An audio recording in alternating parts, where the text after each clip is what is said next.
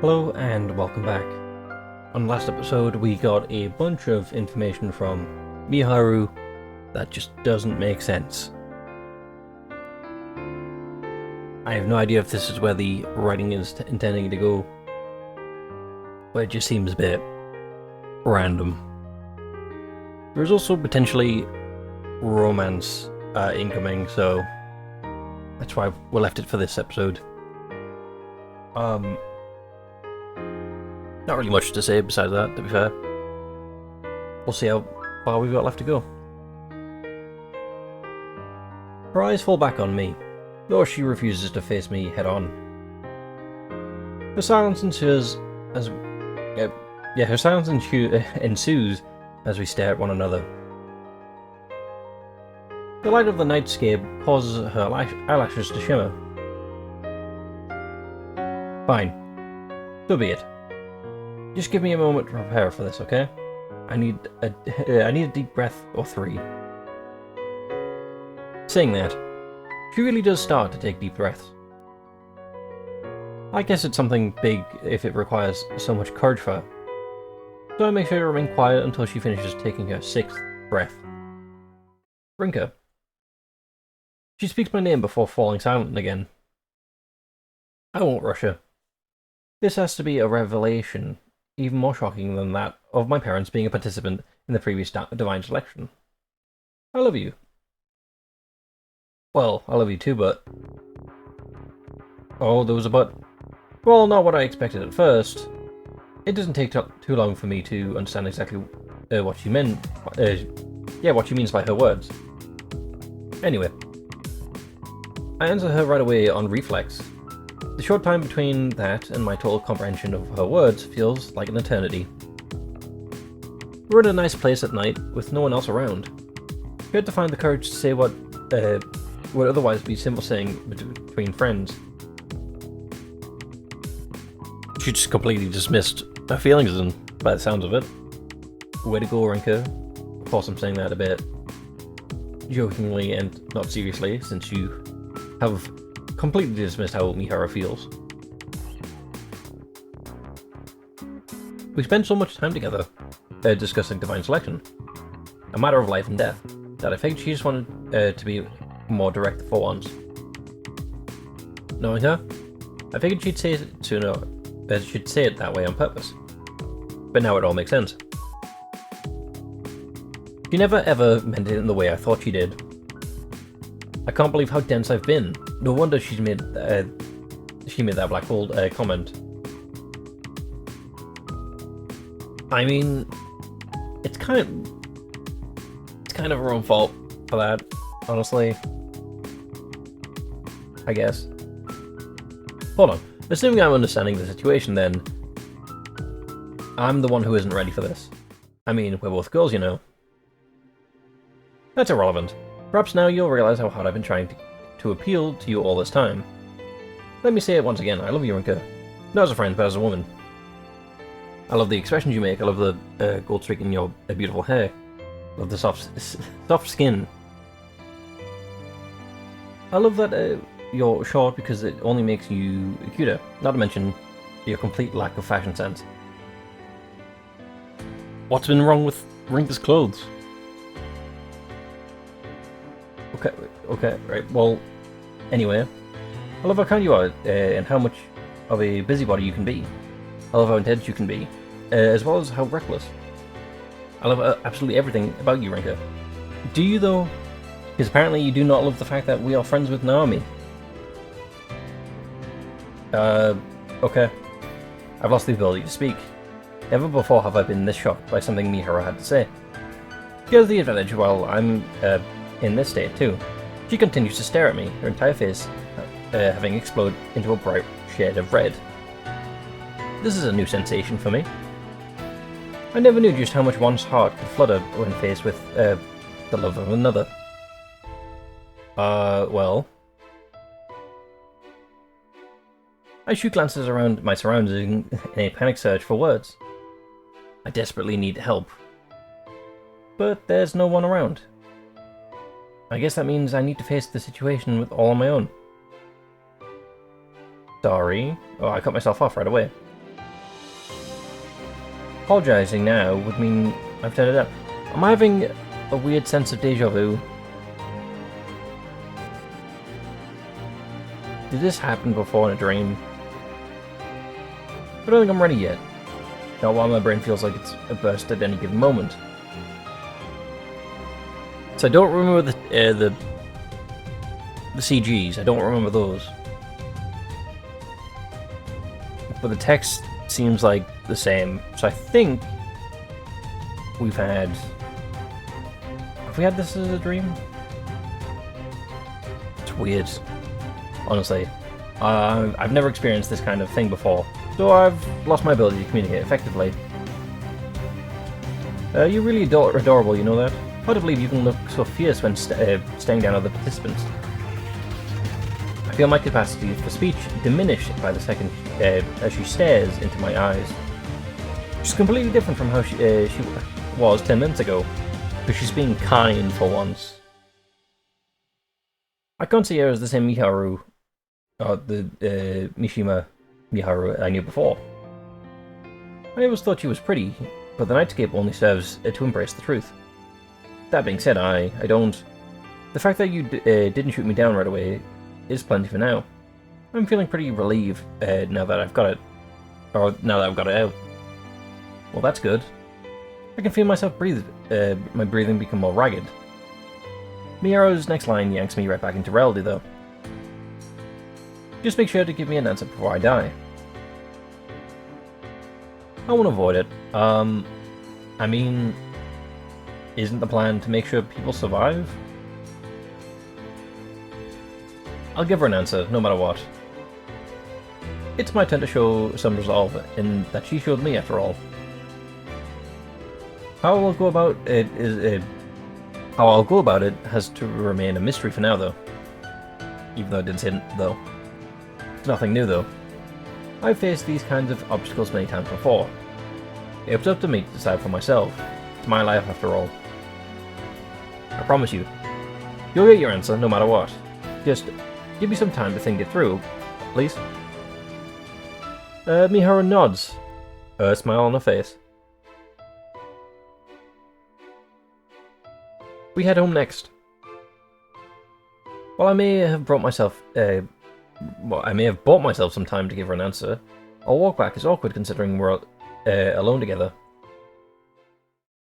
I would imagine you could just, well, not necessarily shrug it off, but talk about other stuff, right? Can't say I slept particularly well last night. My heart was racing even when I went to bed. Part of me even entertained the thought that everything else I'd come to see and learn during Divine Selection can't hold a candle to this. Maybe that's true, though. I mean, it makes sense, depending on one's viewpoint of how the human heart works. Even at school, I'm unable to keep my mind off it. Miharu and Mao get there before me, so I make it a point to give them a cheery greeting and try to switch gears. I mean, with a face like that, you would assume she's great at poker because that's a very neutral, serious face. Oh, what's up, Rennie? You're a bit later than usual. Really? Morning, Rinka. There we go. That's the face that we've always expected. Miharu, awesome to see you. There's nothing different about Miharu today. She speaks to me like she always does. But it leaves me flustered, because now you know the truth. You'd think nothing happened last night, judging by her attitude. Man makes an effort not to hide her suspicion by staring at us. Can't blame her when I'm acting like this for the first time in the morning. Or first thing in the morning. After battling my way through a grueling gauntlet of classes and with less than a third of my typical concentration, sweet release of lunch break finally arrives. Miharu has some business with one of our teachers, so it's just me and Mao and myself. Relieving, considering I'm still not sure how to talk to Miharu normally. I sip my vegetable juice before getting started on my sandwich. So Rennie, did Miharu finally confess? What if we say no, just to mess with Mao? Because then she's ruined the surprise, or she'll think she's ruined the surprise. the surprise being in quotations, I guess. And the juice flies right out of my mouth. Oh, amazing. I mean, it was so obvious that with the way that you were acting and all. Couldn't you be more eloquent? So you knew about her feelings for me and stuff? You might be the only girl in the world who didn't. Even Noreen knows. Though I'm not sure if she figured it out on herself or if Miharu told her. What's your next move? Well, vague, it's easy to understand what she's asking. The only thing that comes to mind after the confession is a response. Not true. We can flee. We can run. We can stall out the game, right? Anyway, nothing for now. I'm still not sure how to process her feelings for me. Doesn't help that I've never had anyone confess to me before, let alone another girl. What would you do if you were me? I don't know. A quick and blunt answer as she focuses more on jamming a straw into a strawberry milk. She probably knew I was about to ask. But what I do know is that it probably took a lot of courage for Miharu to tell you. In which case, I'd say you better take it seriously as possible. So long as you give her a truly sincere answer, it should work out. I won't think any less of you if you turn it down, but she'll just go back to being your friends. Not like anything will change. Well, about that, Mao, I think you're wrong about that. Things will change, but you won't even notice. Then again, I guess I'd be a third wheel if you to end up as an item, huh? Might just go to Noreen for company then. See, once again, Mao being the best character, I think, of this school, I guess. Because there is Odette and Alan in the actual Divine Selection. I don't really know how she compares to those two. Hearing Mao ramble on helps cheer me up a bit. As she said, maybe I don't need to worry about this too much. I mean, I'll still take it seriously though. Or I'll still take it seriously. I just won't worry about my answer affecting our friendship. Actually, wouldn't it change if I say yes? Yes. Yes, it would. We'd be girlfriends, right? A number of questions come to mind, but I do my best to push them aside and focus on the fact that we'd still be friends regardless. Honestly, I honestly thought love was just something you'd see on TV and manga. Oh boy. Now his face contorts into horror as I just said that. Yep. It definitely freaked her out with that one. I know more or less why. Even worse, I have no way to defend what I just said, so I try and change the subject instead. Fortunately, we've managed to avoid bringing it up until after lunch. If anything, I feel like I'll be able to set it all aside for now and just hang out with Miharu like always.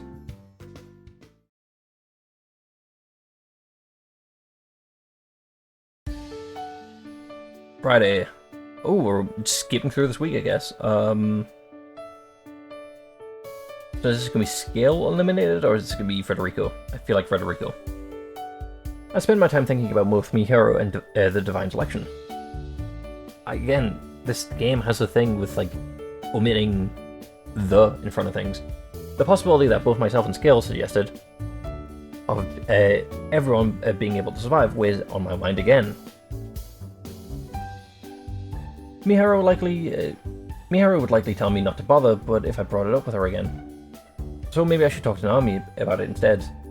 Talk to Scale, maybe. I mean, I know he's basically at this point considered the bad guy, but he's the only one thinking the same way as you. I already plan on meeting her after school anyway, so it works out. I haven't given up on learning the truth behind Divine Selection. Going through a bunch of books and hoping for the best might not be the best approach, but I don't want to stop. I'm a little more knowledgeable when it comes to the architecture and styles related to the place now, at least. For example, the designs aren't just for show. They reflect the time periods in which they were made. and as a result, the necessities for those times. Let's put that aside for now. I'm best off relying on Naomi. No need to be so reserved at this point. I already accepted that I need to rely on others to press onwards. Hi, Leith. Oh well. Seems like Leith snuck into my bed while I wasn't paying attention. That serves as a reminder that I should probably change my sheets. What with summer fast approaching.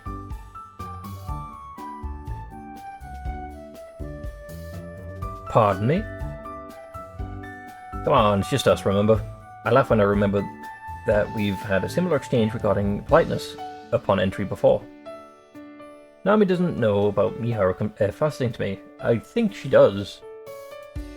Mao said she was aware of Miharu's feelings for me, but I feel that it's best not to bring it up with everyone. If this leads to Naomi also confessing, A, I'll be surprised by that. B, I don't know what we'll do about confronting them both. To be fair though, Naomi's guaranteed to survive. So, I mean, on the off chance that I actually wouldn't get the good ending, aka everyone survives, my answer to her literally doesn't matter, but also, if I do survive, then there's no point going with Miharu because she would disappear anyway. I mean, obviously you could say yes, and she'd disappear, and she'd at least disappear happy, but I mean, I don't know, it's kind of messy, especially when bringing romance into death games. Oh yeah, I didn't press that up. Mao caught on without me saying anything, so I'll chalk it up to a simple accident. The plan for the day is to go through some more books for an hour, and then open up the store. Just as we moved over to our table and tossed a bunch of books and notebooks on it, Naomi hits me with a surprise question. So have you made your decision yet? My decision? What are you talking about? Is something the matter? You said... what? You said it'd be best to create a situation where none of you can elect one another. So I was wondering if you decided to speak to scale or not. Naomi thinking the same way I do.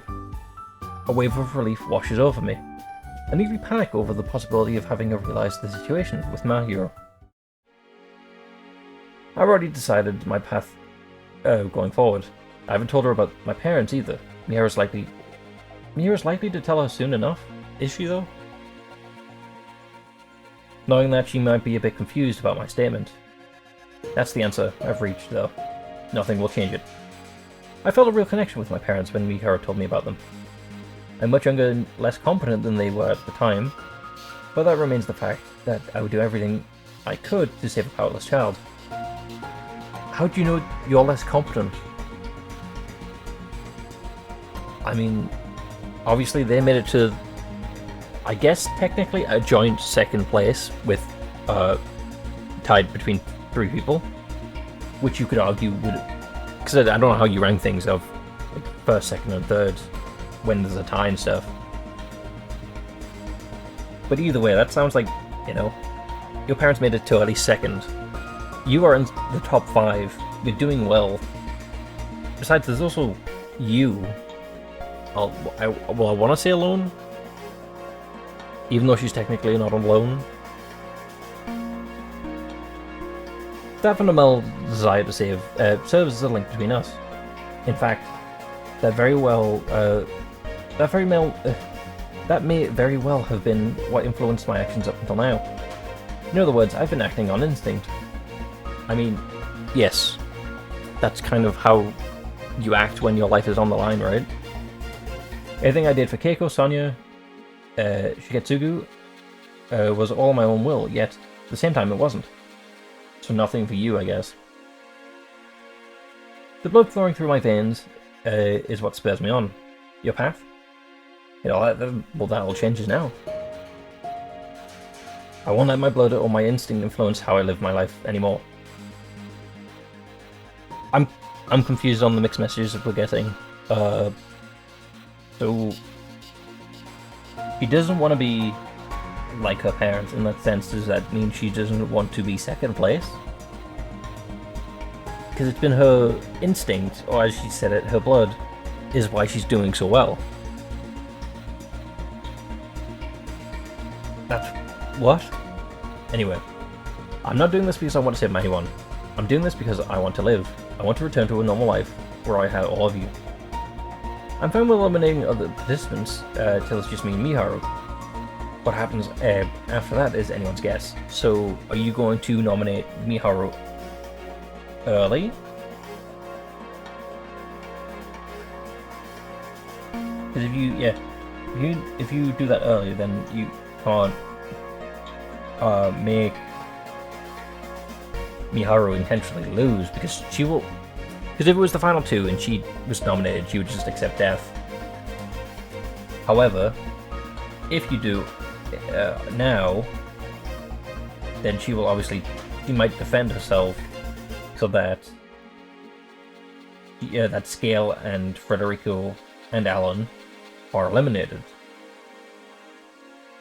Kind of forcing a hand, if that, right? Yeah. The fact of the matter is that I don't care about others anymore.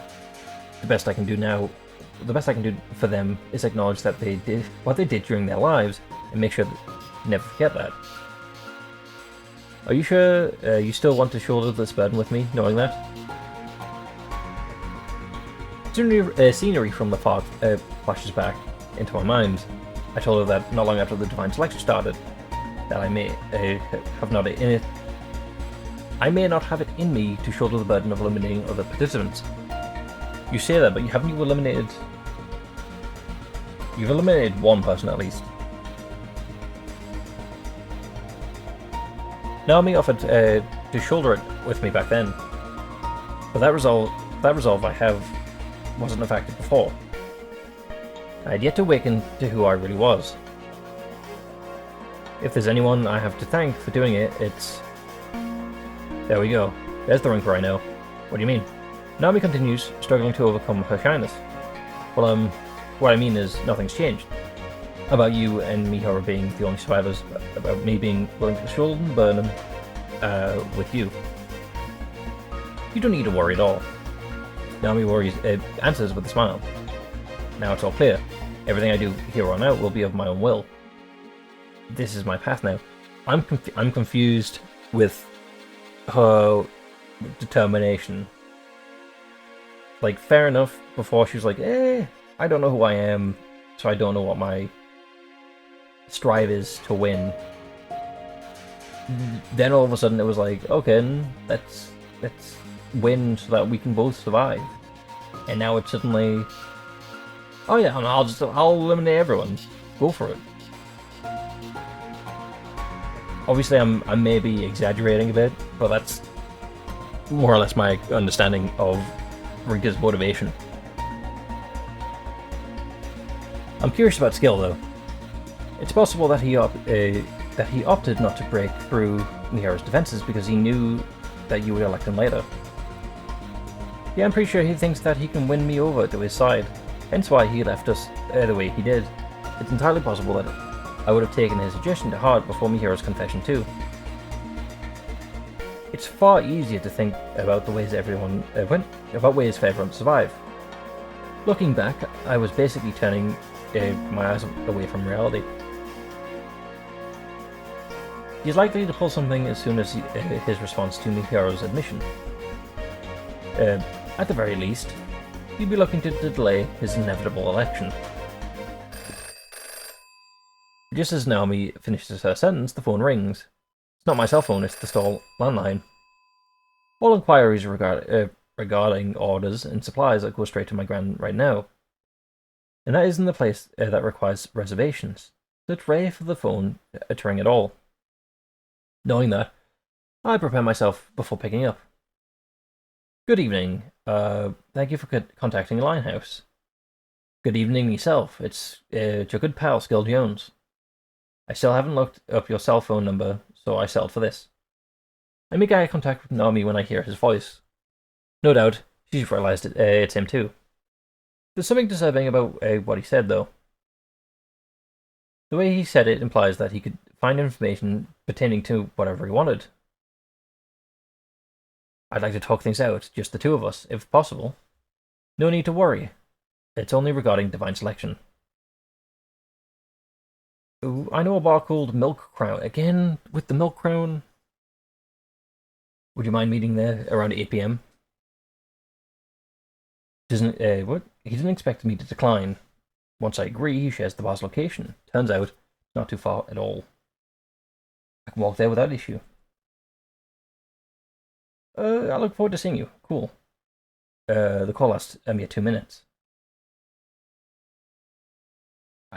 I would say things worked out, to be fair. Because, I mean, it can't really hurt to see where he wants to meet. Sounds right, yeah? Sounds like you wanted to talk. Or you want to talk. Probably thinks I'm an easier target since Miharu won't hear him out, but that's fine.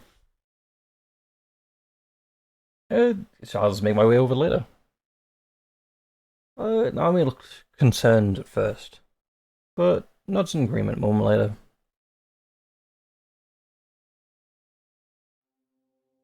I guess we're gonna go meet them then. I've never been a fan of the atmosphere in this part of town at night. I mean, I can see why, to be fair. I come in regular clothing, but that doesn't stop me, some random guy from trying to chat me up. There are plenty of drunks around, despite it not being 8 p.m. I come across the sign that I definitely would have missed. Wait, I come across a sign that I definitely would have missed it had I not known about it beforehand, as I make my way through this awful place. Milk Crown is located here, its entrance is partially underground. The music from the popular rock band plays over the store speakers. It's an all-girl band called Silky Strawberries. Interesting name. Fair enough. If I remember right, I've seen them on TV before. As for the customers, there's only one, a lone man sitting at the counter. Federico and I used to use this place as our meetings, so I've become something of a regular. Honestly, I feel like I should save this for the next video.